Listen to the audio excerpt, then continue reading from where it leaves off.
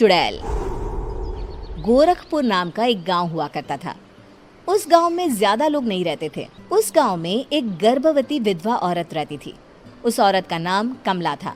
कमला अपने घर में अकेली रहती थी।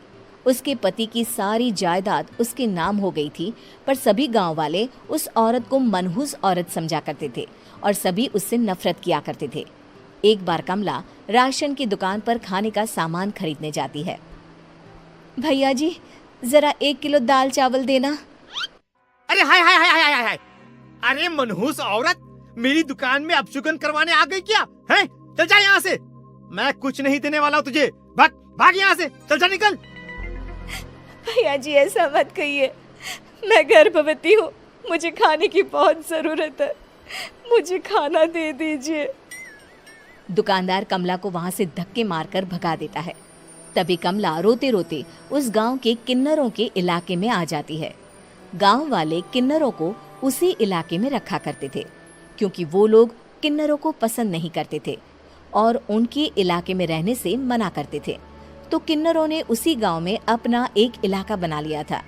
जब किन्नर लोग देखते हैं कि एक गर्भवती महिला रोते रोते उनके इलाके में आ गई है, तो सारे किन्नर कमला के पास जाकर उसका हाल पूछने लगते हैं। क्या हुआ बहन, तुम्हारी गर्भवती अवस्था में इतनी बुरी हालत कैसे है? तुम रो क्यों रही हो? तुम डरो मत, हम तुम्हें कोई नुकसान नहीं पहुंचाएंगे। तुम शांत होकर सब बताओ कि हुआ क्या है। मैं कमला हूँ, मैं गांव के दूसरे इलाके से आई हूँ। 2 महीने पहले ही मेरे पति की मौत हुई है। मुझे गांव के लोग मनहूस मानते हैं, क्योंकि मैं विधवा हूँ और गर्भवती भी। वहाँ के लोग मुझे खाने के लिए कुछ बेचने के लिए भी तैयार नहीं, जिससे मेरा गुजारा नहीं हो रहा था। कोई बात नहीं कमला, हम तुम्हारा ख्याल रखेंगे। किन्नर लोग कमला को एक खाली घर में रहने के लिए जगह दे देते हैं और उसकी देखभाल भी करते हैं।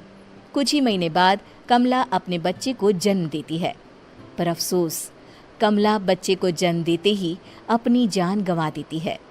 जब सब किन्नर बच्चे को देखते हैं तो बहुत खुश हो जाते हैं, क्योंकि वो बच्चा भी किन्नर ही था।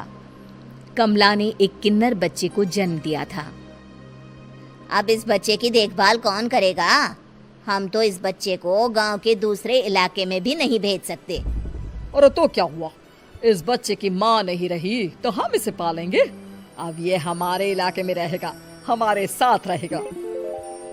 फिर वो किन्नर उस किन्नर बच्चे को गोद ले लेते हैं, उसका नामकरण कराते हैं। उस किन्नर बच्चे का नाम शक्ति रखा जाता है। देखते ही देखते शक्ति बड़ी होने लगती है। उसके रंग रूप बहुत सुंदर थे। वो बहुत सुंदर किन्नर दिखती है। एक दिन शक्ति एक किन्नर से पूछती है, माँ जी सुनिए ना, ये गांव के दूसरे इलाके में भी तो लोग रहते हैं, तो हम वहाँ क्यों नहीं जाते? हम उनसे अलग क्यों रहते हैं? शक्ति, क्योंकि वो लोग हमारे जैसे नहीं, वो लोग हमें पसंद नहीं करते, इसीलिए हम उनसे अलग रहते हैं। क्यों? वो हमें क्यों पसंद नहीं करते? मुझे एक बार उस इलाके में जाना है, मैं एक बार वहाँ जाकर घूम कर आऊं। शक्ति, खबरदार, जो तू उस इलाके में कभी भी गई तो अपनी जान नहीं गंवाना चाहती तो उस इलाके में कभी कदम भी नहीं रखेगी, समझी? इतना कहकर वो किन्नर वहां से चली जाती है। शक्ति उस किन्नर की बात सुनकर बहुत रोती है। माँ जी, ऐसा कैसे कह सकती हैं? उन्होंने इतनी सी बात के लिए मुझे इतना डांटा। अब तो मैं उस इलाके में जरूर जाऊंगी। फिर एक दिन शक्ति गांव के दूसरे इलाके में चुपके से जाती है। ये लोग तो हमारे जैसे ही इंसान हैं, तो ये हमसे नफरत क्यों करते हैं? जब शक्ति उस इलाके में पहुंचती है तो गांव के सारे आदमी उसके रूप से मोहित हो जाते हैं। वो लोग ये अंदाजा नहीं लगा पाते कि वो किन्नर है। शक्ति की सुंदरता देखकर सारे गांव वाले उसकी तारीफ करने लगते हैं। तभी गांव का चक्कर लगाने गांव के जमींदार का बेटा हर्ष वहां पहुंचता है। हर्ष भी दिखने में बहुत सुंदर होता है। जब हर्ष ने शक्ति को देखा तो वो भी उससे मोहित हो गया, और जब शक्ति की नजर हर्ष पर पड़ी तो वो हर्ष को देखकर मोहित हो गई। आपको पहले कभी इस गांव में देखा नहीं। इस गांव में आप नए हैं क्या? जी नहीं, वो मैं बस। तभी शक्ति बोलते बोलते रुक जाती है और मन में सोचने लगती है, अगर मैंने इनको बता दिया कि मैं दूसरे इलाके से आई हूँ तो वो समझ जाएंगे कि मैं किन्नर हूँ, इसलिए मुझे इनसे झूठ ही बोलना पड़ेगा। शक्ति हर्ष को कहती है, जी हाँ, मैं इस गांव में नई आई हूँ, यहाँ अकेली रहती हूँ। वैसे आप कौन है? आप भी इसी गांव में रहते हैं? जी हाँ, मैं इस गांव के जमींदार का बेटा हूँ। आपको किसी भी चीज की जरूरत पड़े तो आप मुझे बता देना, मुझे अच्छा लगेगा।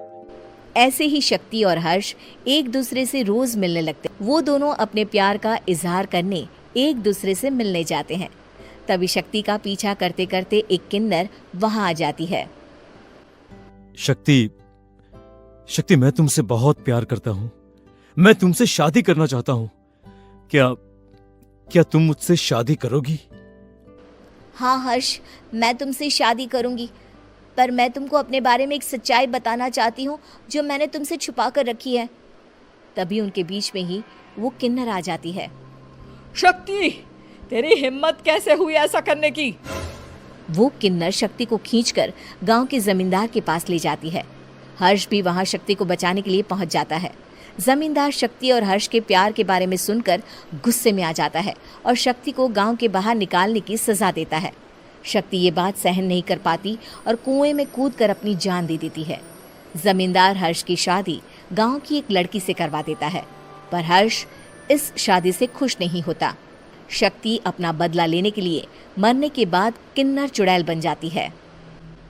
अब मैं इन गांव वालों को नहीं छोड़ूंगी, अब इनसे मैं अपने प्यार का बदला लूंगी। किन्नर चुड़ैल गांव वालों को परेशान करना शुरू कर देती है। एक बार वो रात को गांव के खेतों में पहुंच जाती है और वहां आग लगा देती है। सारी फसल जल के राख हो जाती है।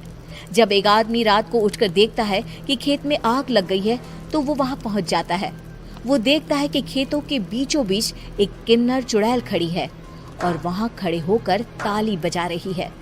गांव वाला किन्नर चुड़ैल को देखकर बेहोश हो जाता है। जब सुबह उस आदमी को होश आता है तो वो सीधा जमींदार के पास जाता है।